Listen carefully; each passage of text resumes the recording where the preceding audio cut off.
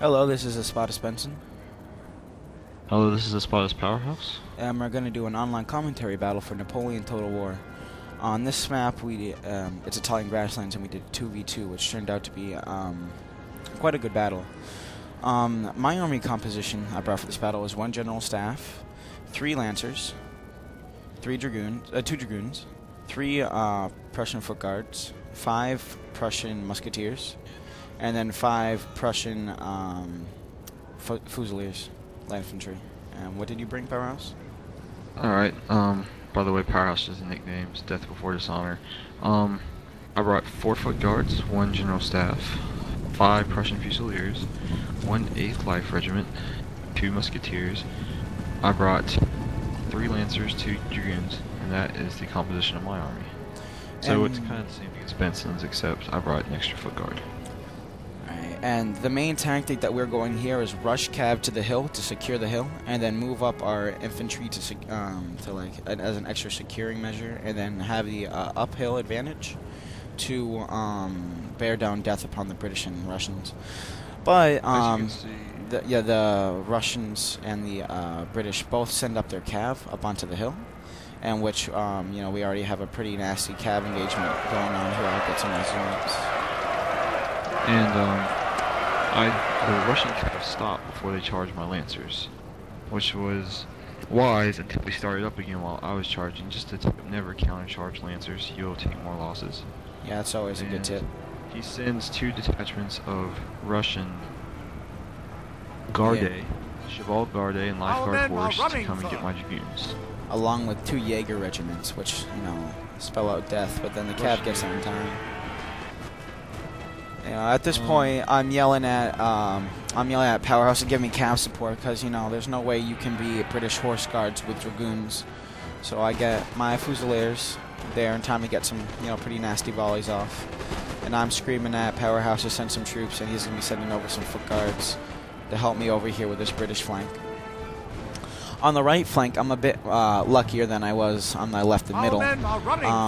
He's kind of holding back for some reason, having his lights behind his line, which is never a good idea because you cause some pretty nasty friendly fire. And that's going to give me enough time to rush up my troops here to mount an effective counterattack on his right. As you can see here on the hill, I didn't put my men in the light mode, which was a very bad mistake on my part because my line was in range behind them and they were really shooting them in the back. So more of the bullets hit your own troops in the back than actually hit the enemy. And I finally kind of organized in the light mode eventually. Yeah. Then you can see my cav was routed from the British here. I was trying to do a last-ditch effort to take out his lights. I did okay. I took out 7 or so men, but it didn't work out.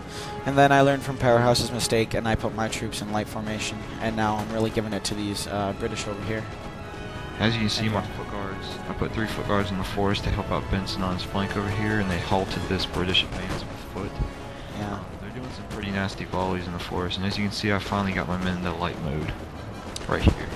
On the far, alright, these Jaegers, their accuracy is not that good, so these Prussian Fusiliers are going to tear them up. As you can see on the far left over here, he's moving up Musketeers, Motkin Light Guard, and that's the one I really want to be careful with. So he's going to rush up, and then I'm going to eventually kite, which is just moving 2 lines back and forth so they can shoot while your other troops retreat. And that's really how you have to beat a Russian charge, because they're very good. Also, he brought the very high as a general, so it's going to give them more of a morale boost. Over here we have our 2 overlapping lines just bearing fire down on the King's German Legion foot, which he hasn't even put it in light mode, which is always, bad idea. They're getting cut out. And this is when my British guy decides to come up the mountain here and try to form some sort of beachhead on this little cliff. Then I see what's happening. I move over my Prussian Fusiliers to get some nice flanking fire. And over here I got my Musketeers firing down on these Lightfoot, which is going to cause him to pull back his right flank. Well, his left, my right. And that's going to be the major game decider for my side of the battle. Him pulling back that thing just a little bit to give me the confidence to move up these troops like that on a tilt, and they're just going to get completely destroyed, and that's going to cause the demise of him. On my left side, far left side, you can see this is really the game changer for me, kiting right here. Charging my Prussian Fusiliers, got my Musketeers, got some good shots off. I'm going to move them back while the Fusiliers are still firing at them. So, this is really how I beat Russia over here, because if I didn't do this, I pretty much would have lost that battle. On the hill, on the very top, my Fusiliers are doing damage. They've already routed one Jaeger unit. And my foot guards on Benson's side are holding. But I finally realized that Benson told me my foot guards on the far right were shooting his in the forest in the back, so I moved them. Yeah, and then over here the Russian decides to reinforce his British buddy here getting cut in the forest, and he's sending over musketeer units into a deadly charge. Oh, he's going to line them up first, take a volley, then charge, which is really going to put a... This Russian guy didn't do that well because he actually brought no lifeguard foot as Russia, which is a big mistake because they're the best melee units on the game for infantry. So that was a very big mistake on his part. Yeah, which we'll prove in a later Mythbusters. Over here, you see on my right flank, he's pulling back his entire flank back into this forest area, which is a huge mistake. Because now I'm just going to be able to encircle him in a pincer movement. I'm going to have this right flank battalion over here go around and fight him over here. He realized that he doesn't want to get encircled by my pushing up. He's going to hide over here in the forests. But, you know, it's not going to save him. He's already lost a bunch of men retreating back, and I have, you know, the superior numbers and quality. So, looks like he's not going to be making it out of there. And over here we can see the Russian charge. On my left side, I finally did like a whole circle movement, got around back here to the edge of the hill, and I moved 2 units of foot guard, a unit of foot guards and 8th Life Regiment, and some lights over here since I beat the Jaegers on the hill to come and reinforce this, and now they're shooting down at them.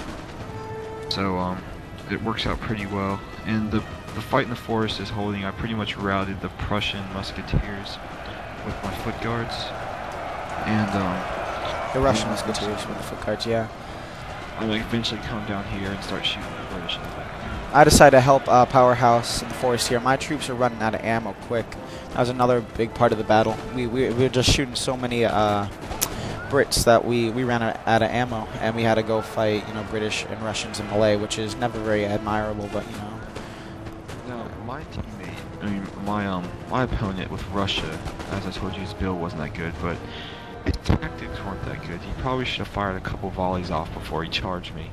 But Benson's ally, he did pretty good for the most part rushing, but he just didn't sustain. He didn't follow through with it. He was supposed to, if I were him, he would have to be more aggressive on this flank here. But again, I also see the pros of pulling back, because he saw that I also outnumbered him. But you know, he just needed to keep it there long enough to win in the center. Then we're gone down. He rallies his troops. I actually, in my great stroke of brilliance, I left the foot guards in the back that I could have been using this entire time. So I only brought basically 19 units to this fight against 20. Then over here you can see Russia's still trying to do another charge. The general rallied them again, but it's not really working. Runs into my lights. They pretty much fire while my musketeers are firing behind them. I pull my foot guards to the top of this little crest over here so I can start shooting the British in the back while Benson's occupying them up front. So. And this is what's gonna throw the British off guard. He's basically surrounded on 2 sides. On the right side here, I have my Prussian musketeers. On the left side, Powerhouse has his Prussian foot guards. And so he's kind of just stuck in this valley of death, where both sides are firing onto him, and that's going to tear up his center, because at one point or another, he's going to die. Sooner, but since he retreated to the woods, most of the bullets are being blocked by trees. So we're still getting good shots, but... Alright. As you can see, he's getting double-sided again in the woods. Russia is pretty much finished. I'm shooting his general, and he doesn't even know about it with my light foot. And I'm pretty much beating these musketeers, just trying to fire and get some last-second surrender shots off. Now over here on my flank, he decides to pull back to this little forest area, which in hindsight's a pretty good idea, because the forest does give a pretty good advantage. But my troops here, while he's still trying to move and maneuver, we're going to be able to cut down these troops pretty bad. get some nice close-ups. He does get a pretty nasty return volley on me, but in the end, these troops are just gonna bite the dust. The morale's low and everything. As you can see, I've basically beaten the Russians over here. My Fusiliers are going to clean up, and I'm going to move my Musketeers and Light Regiment back over here to try to hit the British in the back. Yeah, Powerhouse has already got his side pretty much covered. Got some nice close-ups of his Prussian Fusiliers taking out the troops on the bottom of the hill. Michael Kutuzov is almost dead too, which is always good. At this point, yeah, Powerhouse is going to have enough spare troops to come over here and help me with my British guy. He's getting cut on both sides in the forest. And, I mean, it's all looking downhill for him. He's completely surrounded.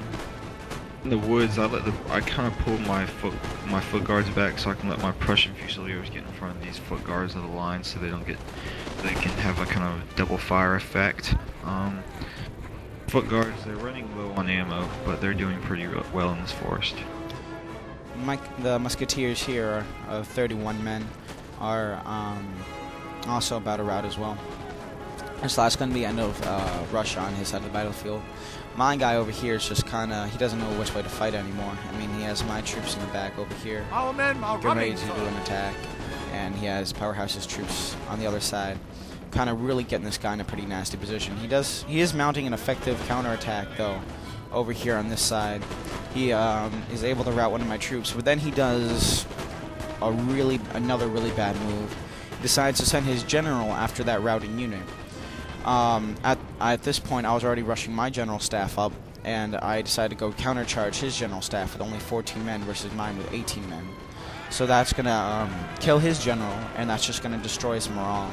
If that general was still alive and was able to inspire these troops in the forest, the battle outcome might have, turned out differently. Also here, we're getting some pretty nasty doubling fire on these British foots. He's trying to come over here to flank me, but I'm going to turn my line in time. Then tries to come over and charge the back of my troops, my Musketeers. I see that form square, and I also charge back with my general staff. That's going to be the crushing end of him.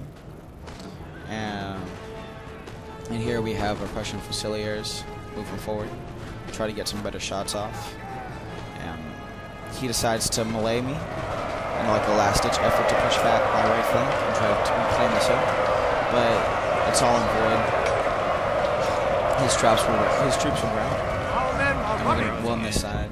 And at this point, we're at the end of the battle here. It's pretty much, certain that we've won.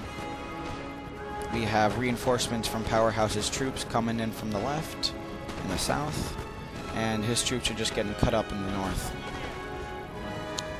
Kind of get some close-ins. My the bodies on the ground disappear for me. Not for me. Everyone gets to see the nasty carnage. It used to be like that where I keep them, but it's not anymore. Oh yeah, by the way, if you play this game,